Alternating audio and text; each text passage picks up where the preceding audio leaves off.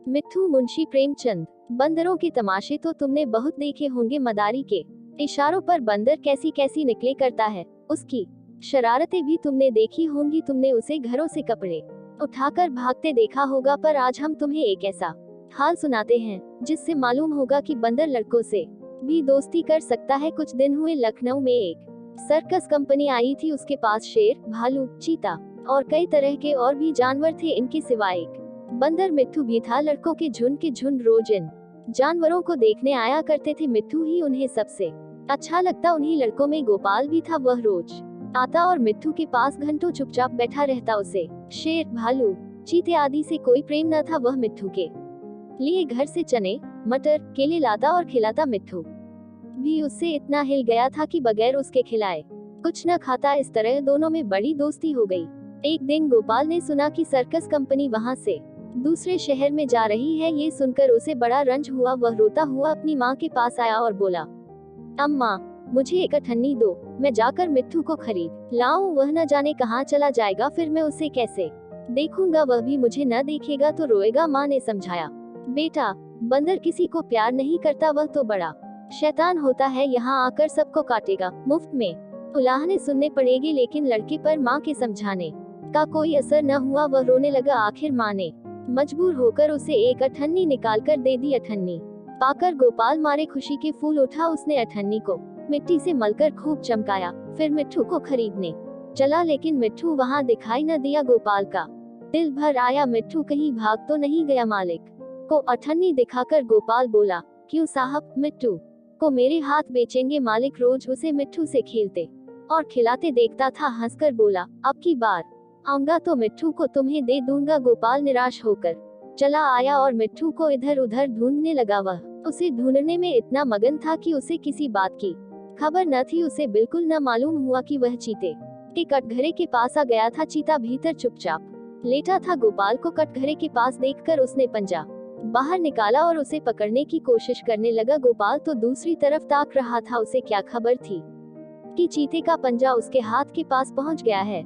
करीब था कि चीता उसका हाथ पकड़कर खींच लेगी। मिट्ठू न मालूम कहां से आकर उसके पंजे पर कूद पड़ा और पंजे को दांतों से काटने लगा। चीते ने दूसरा पंजा निकाला और उसे ऐसा घायल कर दिया कि वह वहीं गिर पड़ा और जोर जोर से चीखने लगा। मिट्ठू की ये हालत देखकर गोपाल भी रोने लगा। दोनों का रोना सुनकर लोग दौड़े, पर देखा कि मिट्ठू बेहोश पड़ा है और गोपाल रो रहा है। मिट्ठू का घाव तुरंत धोया गया और मरहम लगाया गया। थोड़ी देर में उसे होश आ गया। वह गोपाल की ओर प्यार की आंखों से देखने लगा, जैसे कह रहा हो कि अब क्यों रोते हो, मैं तो अच्छा हो गया। कई दिन मिट्ठू की मरहम पट्टी होती रही और आखिर वह बिल्कुल अच्छा हो गया। पाल अब रोज आता और उसे रोटियां खिलाता। आखिर कंपनी के चलने का दिन आया। गोपाल बहुत रंजीदा था। वह मिट्ठू के कटघरे के पास खड़ा आंसू भरी आंखों से देख रहा था कि मालिक ने आकर कहा, अगर तुम मिट्ठू को पा जाओ तो उसका क्या करोगे? गोपाल ने कहा, मैं उसे अपने साथ ले जाऊंगा, उसके साथ साथ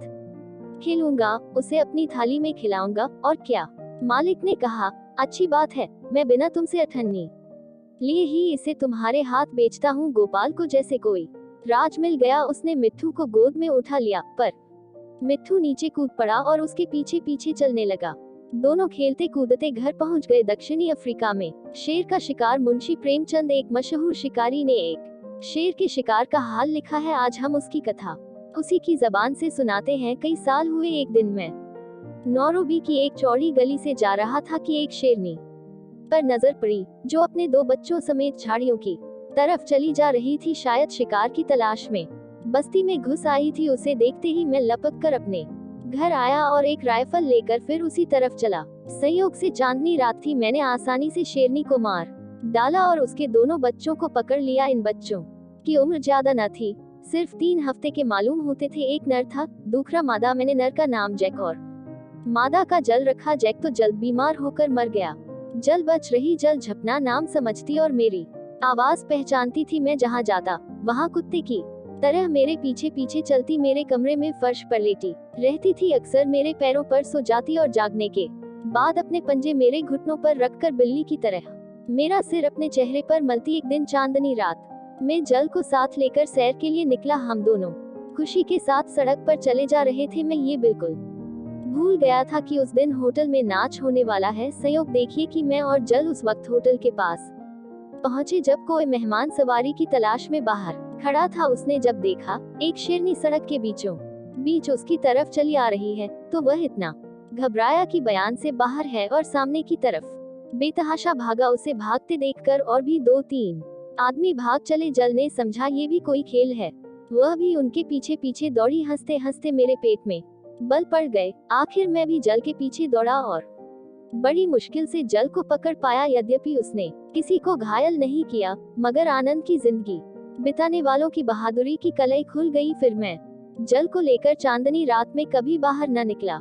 एक दिन मैं एक जगह दावत खाने गया। वहां से अपने बंगले की तरफ चला तो आधी रात हो गई थी। आधा रास्ता तय कर चुका था कि एकाएक बंदूक चलने की आवाज सुनाई दी। ऐसा मालूम हुआ कि कोई आदमी घबराहट में शू श कर रहा है। जरा और आगे बढ़ा तो देखा कि एक संतरी लालटेन के खंभे पर चढ़ा बदहवासी की हालत में शू शू कर रहा है। मुझे देखते ही उसने कहा, साहब जरा बचे रहिएगा, एक शेर बिल्कुल पास खड़ा है और घोड़े को खा रहा है। मैंने इधर उधर निगाह दौड़ाई तो 50 कदम के फासले पर एक शेर दिखाई दिया। वह सचमुच एक घोड़े को चट कर रहा था। संतरी के शोर गुल की उसे बिल्कुल परवाह न थी। मैंने संतरी को आवाज दी कि वह जहाँ है वहीं ठहरा रहे और मैं अकेले एक दोस्त के पास बंदूक लेने गया। जब राइफल लेकर लौटा तो देखा कि शेर बैठा ऊंट चाट रहा है और संतरी ज्यों का त्यों खंभे से चिमटा खड़ा है। मैंने फौरन शेर पर बंदूक चलाई। वह जख्मी तो हो गया मगर मरा नहीं। वह बड़े जोर से गरजा और एक तरफ को चल दिया, लेकिन मैं उसे कब